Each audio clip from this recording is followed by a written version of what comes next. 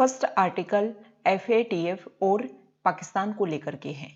आपके लिए आज का क्वेश्चन है कि FATF financial action task force क्या है, कैसा ऑर्गेनाइजेशन है, कब एस्टेब्लिश हुआ था और उसका हेडक्वार्टर कहाँ है, ये आपको कमेंट बॉक्स में बताना है। देखो, आज इस आर्टिकल में बताया गया है कि FATF दो लिस्ट मेंटेन करता है, ग्रे लिस्ट और ब्लैक लिस्ट। पाकिस्तान को 2018 से FATF ने ग्रे लिस्ट में डाल रखा है और अभी फरवरी में FATF की मीटिंग हुई थी, उसमें FATF ने बोला है कि हालांकि पाकिस्तान ने जो 27 पॉइंट दिए गए थे जिन पर काम करना था पाकिस्तान को, उनमें काफ़ी अच्छा काम किया है, लेकिन 3 पॉइंट ऐसे हैं जिनके ऊपर पाकिस्तान ने काम ढंग से नहीं किया है। ये 3 पॉइंट कौन से हैं? ये 3 पॉइंट वो हैं जिसमें टेररिज्म फंडिंग को लेकर के है। तो FATF ने बोला है कि 3 महीने बाद में आफ्टर 3 मंथ्स दोबारा से मीटिंग होगी FATF की और उसमें फिर से डिसीजन लिया जाएगा, वोटिंग होगी और अगर पाकिस्तान ने अच्छे से काम किया तो पाकिस्तान को FATF की ग्रे लिस्ट से बाहर कर दिया जाएगा। देखो, इससे पहले FATF ने 2018 से 2015 तक भी पाकिस्तान को ग्रे लिस्ट में डाल करके रखा था और 2018 से अब रेगुलर डाला हुआ है ग्रे लिस्ट में। तो पाकिस्तान के जो फॉरेन इंटीरियर मिनिस्टर हैं, उन्होंने इसके ऊपर आरोप लगाया है कि जो FATF है वो बायस्ड होकर के पाकिस्तान के खिलाफ काम कर रहा है और इसकी वजह से पाकिस्तान को काफ़ी फंडिंग की परेशानी हुई है। पाकिस्तान ने काफ़ी पैसा खोया है क्योंकि टेररिज्म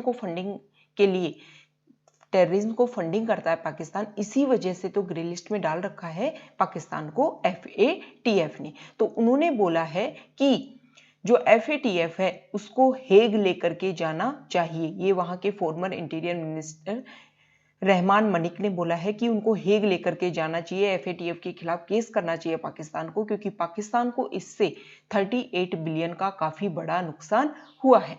इस आर्टिकल में लास्ट में पाकिस्तान के लिए सजेशन दे रखा है कि राइटर ने ये बोला है कि पाकिस्तान को अगर FATF के एक्शन से बाहर आना है और टेररिज्म को कर्ब करना है और टेररिज्म के खिलाफ में ऐसे होना है कि वो टेररिज्म को बिल्कुल सपोर्ट नहीं करते हैं, तो उनके लिए उनको स्ट्रिक्टली काम करना होगा।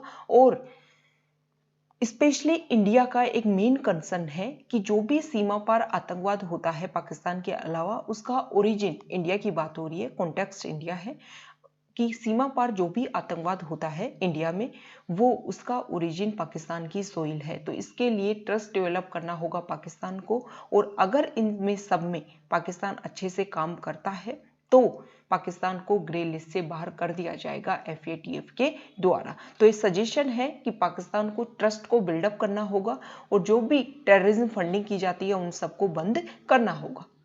Next article Iran US nuclear deal से लेकर के है। 2015 की बात है। 2015 से पहले जो ईरान है वो रेगुलर यूरेनियम को प्रिजर्व करने की कोशिश कर रहा था और ये माना जा रहा था कि ईरान न्यूक्लियर वेपन्स को अवेल करने की कोशिश कर रहा है। इसी के लिए काफ़ी सैंक्शंस लगाए हुए थे ईरान के ऊपर, लेकिन ईरान हमेशा ये चाहता था कि रेगुलर बातचीत की जाए और बातचीत के द्वारा जो सैंक्शंस लगा रखे हैं उनको हटाया जाए और एक डील एग्रीमेंट साइन हो। और उसी का नतीजा हुआ कि 2015 में जब US में मिस्टर ओबामा की सरकार थी, उस समय एक एग्रीमेंट साइन हुआ जिसको P5+1 एग्रीमेंट के नाम से भी जाना जाता है, JCPOA एग्रीमेंट के नाम से भी जाना जाता है, न्यूक्लियर डील के नाम से भी जाना जाता है। P5+1 कौन थे? P5 UNSC United nation security council के परमानेंट मेंबर्स 5 तो और एक जर्मनी और बराबर में सामने खड़ा था ईरान। तो उसको लेकर के कुछ डील साइन हुई, एग्रीमेंट साइन हुआ और उसमें ये बोला गया, ईरान ने इस बात को माना कि आप मेरे ऊपर से सैंक्शन हटाओगे, बदले में ईरान क्या करेगा? ईरान ने बोला कि मैं हाईली एनरिच्ड जो यूरेनियम है उनके प्रोडक्शन को कम करूंगा, लो एनरिच्ड यूरेनियम को 98% तक रिड्यूस करूंगा और 2/3 जो सेंट्रीफ्यूजेज है उनको भी रिड्यूस करूंगा। इसके लिए ईरान एग्री हो गया था और ईरान इस एग्रीमेंट के अकॉर्डिंग काम करेगा या नहीं करेगा, इसकी जिम्मेदारी दी गई थी IAEA को, इंटरनेशनल एटॉमिक एनर्जी एजेंसी है, वो यहाँ पर बार बार विजिट करके ध्यान रखेगी कि ईरान अपने एग्रीमेंट के अकॉर्डिंग काम कर रहा है या नहीं कर रहा है। मिस्टर ओबामा ने ये जो एग्रीमेंट हुआ था उसको बेहतरीन, अपने समय का, अपने एडमिनिस्ट्रेशन का एक बेहतरीन एग्रीमेंट उन्होंने माना था। लेकिन जैसे ही मिस्टर ट्रंप वहां पर राष्ट्रपति बनकर के आते हैं 2016 में, वो टर्न अप करने की कोशिश करते हैं और रेगुलर ये ट्राई करते हैं। क्यों? क्योंकि वो चाहते थे कि ईरान को दोबारा जो टेबल है जहां पर एग्रीमेंट साइन हो उसके ऊपर दोबारा लाया जाए और ईरान के ऊपर दोबारा अच्छे से और हाईली रिस्ट्रिक्शन लगाए जाएं ईरान के ऊपर, ऐसा चाहता था यूएस। क्योंकि ये जो न्यूक्लियर डील साइन हुई थी ना, उसमें क्या प्रॉब्लम थी, उसमें टाइम पीरियड डिसाइड किया गया था। जैसे ईरान का एक एरिया है, वहां पर 15 साल तक जो ईरान है उसको वहां पर यूरेनियम का पाइलअप नहीं करना है। तो इसमें मिस्टर ट्रंप को ये कंसर्न था कि देखो आपने 15 साल की टाइम पीरियड डिसाइड कर दिया, उन 15 साल के बाद में क्या होगा, ये आपको ऐसी न्यूक्लियर डील साइन करनी है जो ईरान को ऊपर रेगुलर सैंक्शन करे, रेगुलर प्रतिबंध लगाए, नहीं तो 15 साल बाद में क्या होगा, फिर क्या दोबारा रिन्यू थोड़ा करने बैठोगे। तो एक हार्ड, एक स्ट्रिक्ट रिस्ट्रिक्शन लगाना है और एक हाईली रिस्ट्रिक्टेड एग्रीमेंट साइन करना चाहते थे मिस्टर ट्रंप। तो इसी को लेकर के कंसर्न था और 2018 में मिस्टर ट्रंप ने अपने हाथ इससे पीछे खींच लिए। ठीक है, तो फिर क्या होता है, अब मिस्टर बाइडेन वहां पर राष्ट्रपति बनकर के आए हैं और मिस्टर बाइडेन ये चाहते हैं कि ये जो साइन हुआ था, जो एग्रीमेंट साइन हुआ था, उसको दोबारा से रिवाइवल किया जाए।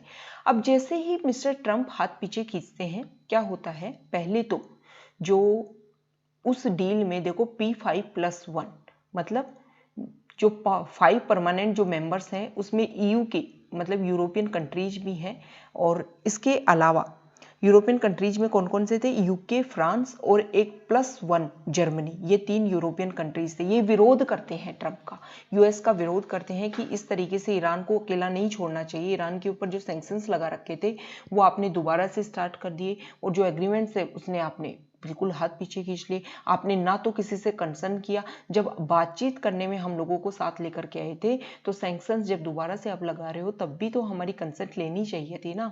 तो उन्होंने बोला कि अगर यूएस से हाथ पीछे खींचता है तो खींचने दो, हम क्या चाहेंगे, हम ईरान के साथ में, ये कौन बोल रहा है, 3 यूरोपियन कंट्रीज जो इस नेगोशिएशन में शामिल थे, उन्होंने बोला कि हम चाहते हैं कि दोबारा से जो भी काम है, जो भी ट्रस्ट है उसको बिल्डअप किया जाए और हम जो 3 कंट्रीज है वो ईरान के साथ में ट्रेड है वो रेगुलर बना के रखेंगे। लेकिन देखो 2018 में ये बात हुई और 2019 तक सिर्फ ये यूरोपियन कंट्रीज सिर्फ बातचीत करते रहे, उनका कोई भी रेगुलर एक अच्छा सा रिजल्ट निकल करके नहीं आया। इसी का नतीजा रहा कि ईरान के ऊपर सैंक्शन दोबारा से लगा दी गई। तो ईरान ने बोला कि जब सबने अपने हाथ पीछे खींच लिए हैं तो मुझे भी जो भी मैं अपना काम कर रहा था वो रेगुलर करना चाहिए। इसीलिए ईरान के ऊपर जो यूरेनियम को स्टोर करने के लिए जो रिस्ट्रिक्शन लगाए गए थे उन सबको ईरान ने दोबारा से करना स्टार्ट कर दिया। जो लो एनरिच्ड यूरेनियम है उसकी सीलिंग सी कि 300 किलोग्राम से एक जगह आप इकट्ठा नहीं कर सकते, उसको बढ़ाना स्टार्ट कर दिया। हैवी वाटर को बढ़ाना स्टार्ट कर दिया। फोर्डो एक जगह है, वहां पर डिसाइड किया गया था कि 15 साल तक आप स्टोर नहीं कर सकते, वहां पर दोबारा से स्टोर करना स्टार्ट कर दिया। और सेंट्रीफ्यूजेज के नंबर को लेकर के जो लिमिट लगाई गई थी उसको भी वायलेट करना स्टार्ट कर दिया। ठीक है, जनवरी 2020 की बात है जब Islamic revolutionary guard core commander general की डेथ हो जाती है और उसके बाद में यूएस दोबारा से बहुत ही हाईली रिस्ट्रिक्शन लगा देता है ईरान के ऊपर में। ठीक है, अब देखो क्या होता है, ये P5+1 इन कंट्रीज ने अपने हाथ पीछे खींच लिए, लेकिन IAEA रेगुलर यहाँ पर वॉच कर रहा था और रेगुलर उसके जो जनरल्स हैं वो यहाँ पर विजिट कर रहे थे। तो उन्होंने माना था कि जो एग्रीमेंट हुआ था ना उसमें ईरान के ऊपर जो भी सैंक्शंस लगाए गए थे, ईरान को जो भी टारगेट दिया गया था उसको अचीव करने की कोशिश कर रहा था ईरान। ऐसे नहीं था कि उसने अचीव करने की कोशिश नहीं की उन चीज़ों को। ठीक है, अब यूएस ने बहुत ही हाईली रिस्ट्रिक्टेड जो सैंक्शंस लगाए उसकी वजह से जो प्रॉब्लम्स है और ज़्यादा बढ़ गई। इसकी वजह से जो ईरान में जो कंजर्वेटिव लोग हैं उन्होंने मानना स्टार्ट कर दिया कि हमें भी अब एक तरीके से अगर दोबारा एग्रीमेंट की बात होती है तो हम भी अपनी तरफ से कुछ बातें रखनी चाहिए। ऐसा ईरान की संसद में बात हुई। अब देखो कुछ उस समय बाद में, जब 2019 की बात है, 2020 में कोविड-19 आ गया और कोविड-19 की वजह से ईरान जो है वो काफ़ी इफेक्ट हुआ। ईरान की इकोनॉमी 2019 में 7% तक कॉन्ट्रैक्ट हो गई और 2020 में 6%। मिड 2020 की बात है, ईरान के बहुत सारे एरिया वहाँ पर ब्लास्ट हो गई, आग लग गई, जिसकी वजह से काफ़ी परेशानी हुई। ठीक है, अब देखो ईरान चाहता है कि उसकी तरफ से कुछ बातें रखी जाए, उधर से यूएस में जो पार्लियामेंट है उसमें भी अपनी बात रखने वाले लोग हैं, वो चाहते हैं कि ईरान के ऊपर और ज़्यादा हाईली रिस्ट्रिक्शन लगाए जाए, मतलब और ज़्यादा उनको बाध्य किया जाए। देखो इस आर्टिकल में लास्ट में सजेशन दिए गए हैं कि ईरान को कंट्रोल करना बहुत जरूरी है, क्योंकि अगर न्यूक्लियर साइंटिस्ट न्यूक्लियर डील तक वो पहुंचते हैं, न्यूक्लियर वेपन्स तक पहुंचते हैं, तो इंडिया में नहीं सॉरी ग्लोबल लेवल पर पीस को, सिक्योरिटी को एस्टेब्लिश करना मुश्किल हो जाएगा। इसीलिए यूएस को आगे आना चाहिए। सबसे पहले उनको ट्रस्ट बिल्डिंग करने की कोशिश करनी चाहिए। ट्रस्ट बिल्डिंग किस तरीके से करें? जो सैंक्शंस यूएस ने लगाए हैं ईरान के ऊपर, उनको थोड़ा कम करने की कोशिश की जाए, मॉडरेट लेवल तक लाने की कोशिश की जाए। और इस तरफ से अगर यूएस ऐसा करता है तो ईरान भी अपनी तरफ से कोशिश करेगा, और जो विश्वास बिल्डअप होगा उसी के आधार पर ये एग्रीमेंट साइन हो पाएगा, और उसी का नतीजा रहेगा कि न्यूक्लियर वेपन्स की जो अवेल करने की हर देश कोशिश कर रहा है, उसकी तरफ लोगों की जो रीच है वो कम होगी। नेक्स्ट डिस्कशन है, अभी देखो गवर्नमेंट ने जो सोशल मीडिया प्लेटफॉर्म्स हैं, ओटीटी प्लेटफॉर्म्स हैं, और इसके अलावा जो न्यूज़ मीडिया आउटलेट्स हैं, उनके लिए कुछ टारगेट लेके आए हैं, कुछ रूल्स लेकर के आए हैं। उसी को लेकर के हम डिस्कशन करने वाले हैं। इस आर्टिकल में डिस्कस किया गया है कि जो नए कोड आए हैं उसमें कुछ कंसर्न है। गवर्नमेंट जो सोशल मीडिया को हद से ज़्यादा कर्ब करने की, रेगुलेट करने की कोशिश कर रही है। सबसे पहले हम देख लेते हैं कि जो आईटी रूल्स हैं उनमें क्या पॉजिटिव चीज़ है। गवर्नमेंट के द्वारा आईटी एक्ट के तहत कुछ रूल्स आए हैं 2021 में, intermediary guidelines and digital media ethics code. इसमें जो सोशल मीडिया है जैसे फेसबुक, गूगल एंड व्हाट्सएप, वो पहले आईटी एक्ट 2000 के सेक्शन 79 के तहत इम्यूनिटी को एंजॉय करते थे। मतलब अगर उनके ऊपर कोई मिस इन्फॉर्मेशन भी फैलाई दी जाए तो उनके ऊपर कोई भी चार्ज नहीं लगता था। एक सेफ हार्बर क्लोज था आईटी एक्ट के तहत, और इसी के तहत उनको ये इम्यूनिटी प्राप्त होती थी। लेकिन अब नए जो रूल्स आए हैं उनमें अगर रेगुलेशन को इन टेक जायंट ने नहीं माना तो उनके ऊपर कार्रवाई की जाएगी। ठीक है, क्योंकि इनके ऊपर देखो ये जो टेक जायंट है, इनके ऊपर जो इंफॉर्मेशन शेयर की जाती है उसकी वजह से बहुत बड़ी पीस और हार्मनी को डिसरप्शन होता है। नेक्स्ट जो आए हैं वो ओटीटी प्लेटफॉर्म्स को लेकर के हैं। क्या प्रॉब्लम है ओटीटी प्लेटफॉर्म्स को लेकर के? देखो ओटीटी प्लेटफॉर्म्स के ऊपर वेब सीरीज आती है और उनमें बहुत सारे हेट स्पीच होते हैं, जिसकी वजह से रिलीजन इनको लेकर के काफ़ी प्रॉब्लम होती है, और इसीलिए इनको रेगुलेट करने की कोशिश की जा रही है।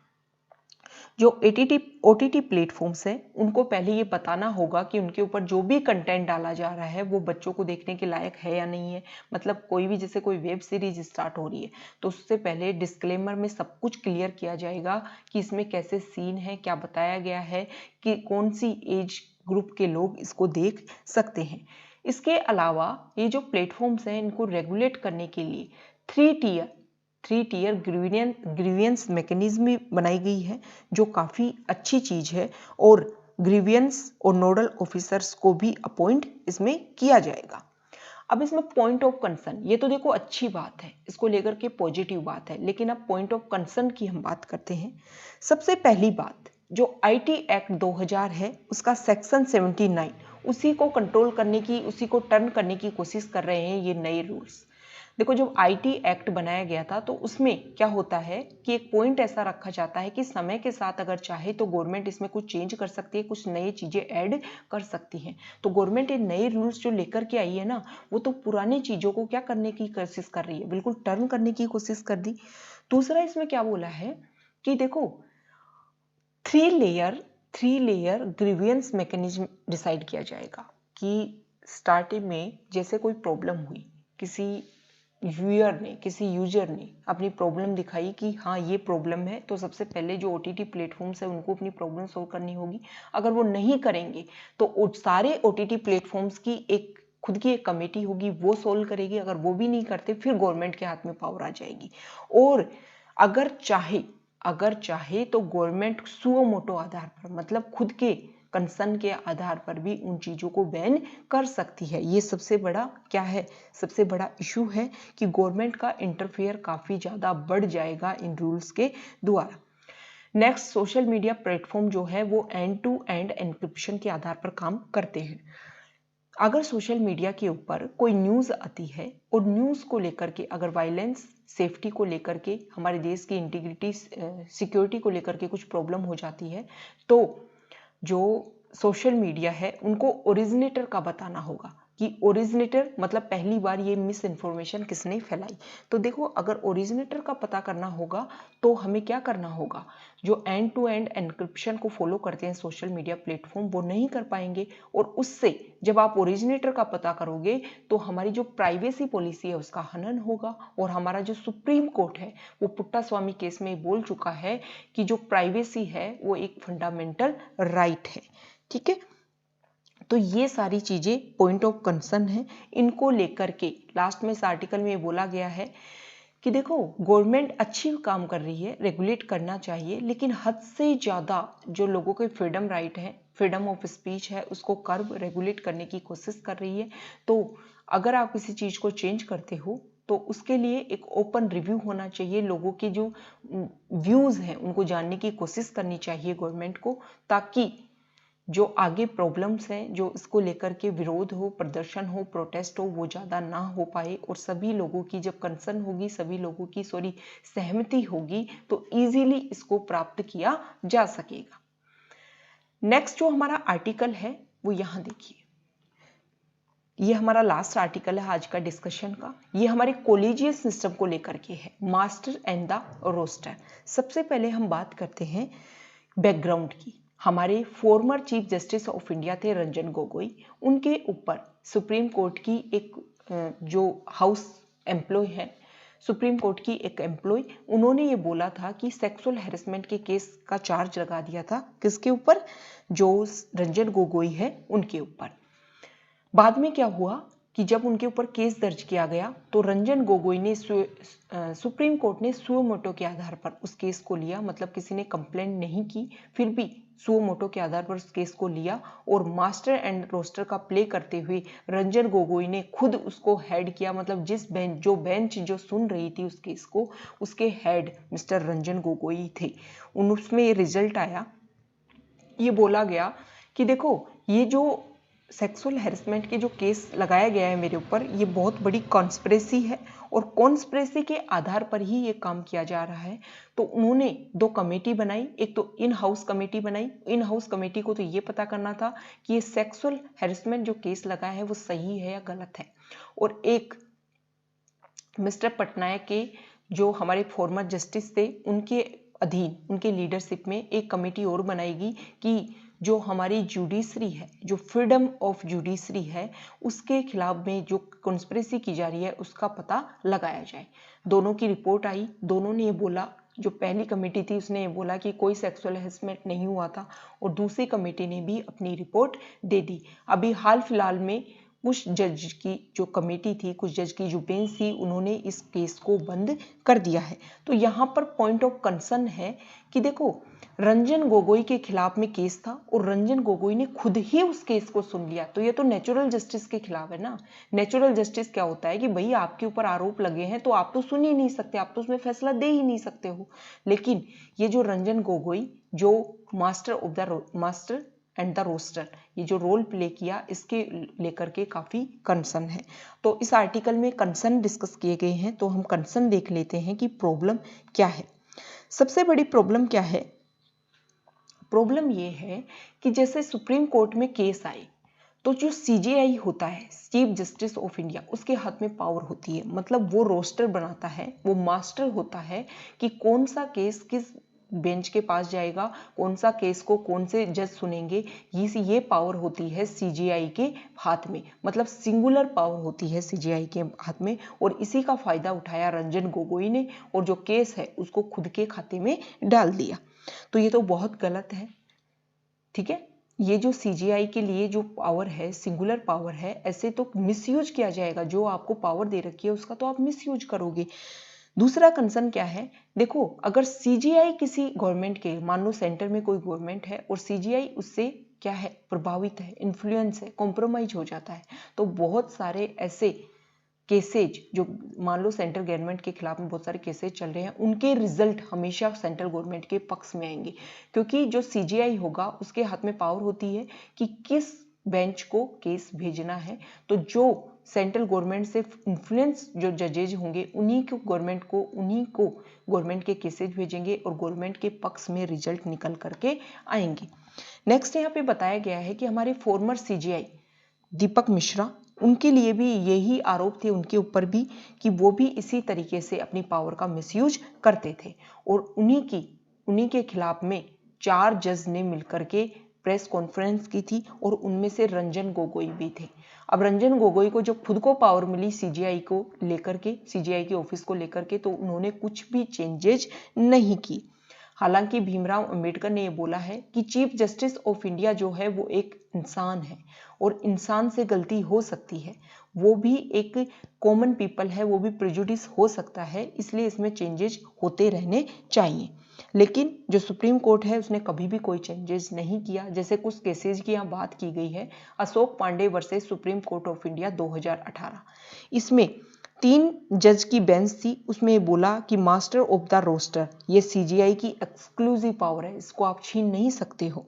और दूसरा केस था Shashi Shanti Bhushan versus Supreme Court of India 2018, इसमें उन्होंने एक प्ली को रिजेक्ट कर दिया, जिस प्ली में यह कहा गया था कि ये जो रोस्टर की जो पावर है ना वो सीजीआई के हाथ में ना होकर के कोलेजियम के हाथ में होनी चाहिए, ठीक है। कोलेजियम क्या होता है, जिसमें सीजीआई प्लस में 4 सीनियर मोस्ट जजेज मिलकर के कोलेजियम बनाते हैं, मतलब वो डिस्कस करें, उनमें डिस्कशन हो और फिर डिसाइड किया जाए कि किस बेंच को कौन सा केस देना है।